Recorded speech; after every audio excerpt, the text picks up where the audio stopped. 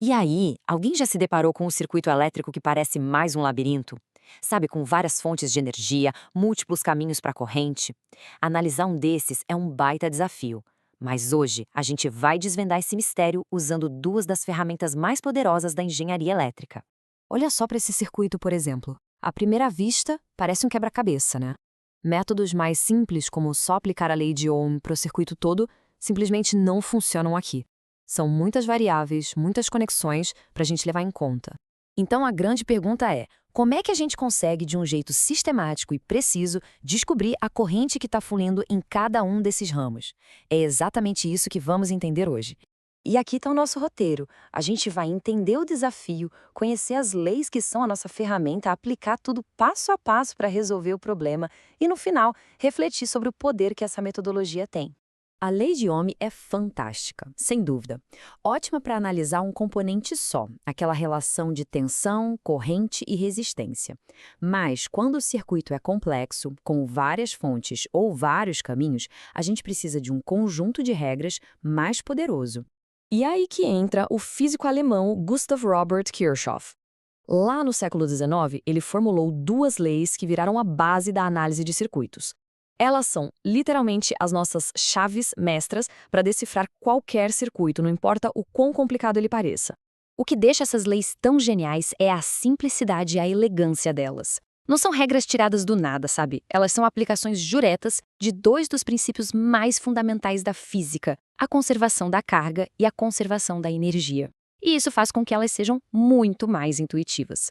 Vamos começar com a primeira lei, a lei das correntes de Kirchhoff, ou como a gente costuma chamar, a lei dos nós. A ideia central é bem simples. A carga elétrica não pode ser criada nem destruída num ponto. É basicamente isso. Para entender a lei, primeiro a gente precisa definir o que é um nó.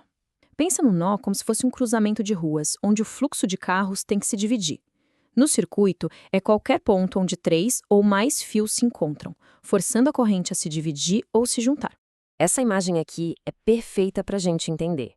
As correntes I1, I3 e I4 estão fluindo para dentro do nó central, certo? Enquanto as correntes I2 e I5 saem dele. A lei dos nós simplesmente diz que a soma das correntes que entram tem que ser igual à soma das que saem. Então, o ponto principal é esse. A soma de tudo que entra tem que ser exatamente igual à soma de tudo que sai. Nenhuma corrente simplesmente some ou aparece do nada naquele ponto. É a conservação da carga em ação. Simples assim.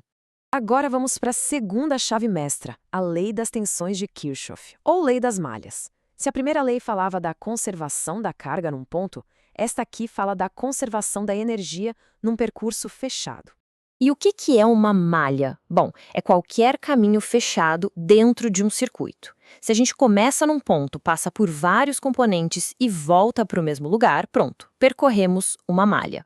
Para aplicar a lei, a gente precisa de uma convenção de sinais bem clara, e isso é um ponto que às vezes gera dúvida. Vamos a uma bem direta.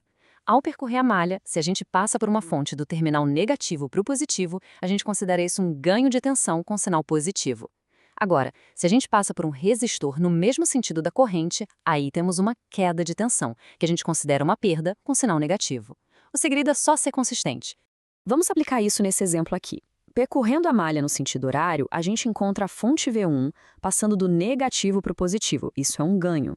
Depois, passamos pelos resistores, o que causa quedas de tensão em V2 e V3. Em seguida, a fonte V4 é atravessada do positivo para o negativo, o que representa outra perda. E por fim, temos a última queda em V5. A lei das malhas nos diz que se a gente somar todos esses ganhos e perdas de tensão ao longo do caminho fechado, o resultado final tem que ser zero. É como subir e descer uma montanha e terminar exatamente na mesma altitude em que começou. A variação de energia, no final das contas, é nula. Ok, agora que a gente tem as duas ferramentas, vamos ao que interessa. Usar as duas juntas para resolver aquele nosso quebra-cabeça do começo. É aqui que a mágica acontece. O poder das leis de Kirchhoff está todo nessa metodologia de 3 passos. É um processo sistemático que funciona para qualquer circuito. Primeiro, a gente faz umas suposições sobre as direções. Segundo, aplicamos as leis para transformar o desenho em equações. E terceiro, resolvemos a matemática. Vamos voltar para o nosso circuito de exemplo. Só que agora, ele não parece mais tão intimidador, né? Porque agora a gente tem um plano de ataque bem claro. O primeiro passo é crucial. A gente atribui um sentido para cada corrente que a gente não conhece. E o legal é que não precisa se preocupar se a escolha está certa. Se a gente chutar o sentido errado, não tem problema. A matemática vai nos avisar no final com resultado negativo para aquela corrente.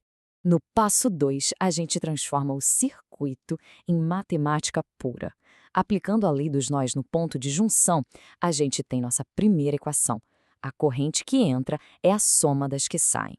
Depois, aplicamos a lei das malhas para cada caminho fechado, somando os ganhos e perdas de tensão e igualando a zero. Isso nos dá as outras duas equações, resultando nesse sistema aí. E, finalmente, o passo 3, a solução. Com o sistema de equações montado, a gente usa a álgebra, seja por substituição ou matrizes, para achar o valor de cada corrente.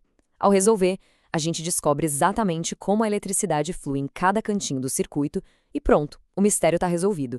O que a gente acabou de fazer vai muito além de resolver um problema elétrico.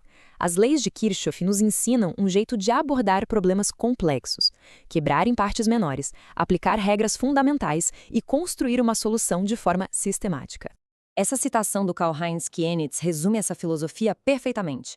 O objetivo não é decorar fórmulas para cada tipo de circuito, é entender os princípios de conservação da carga e da energia e, a partir deles, deduzir a solução.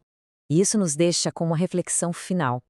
Essa abordagem de usar leis de conservação e análise sistemática não serve só para elétrons no fio. Onde mais? Talvez em sistemas de trânsito, na economia ou até na biologia.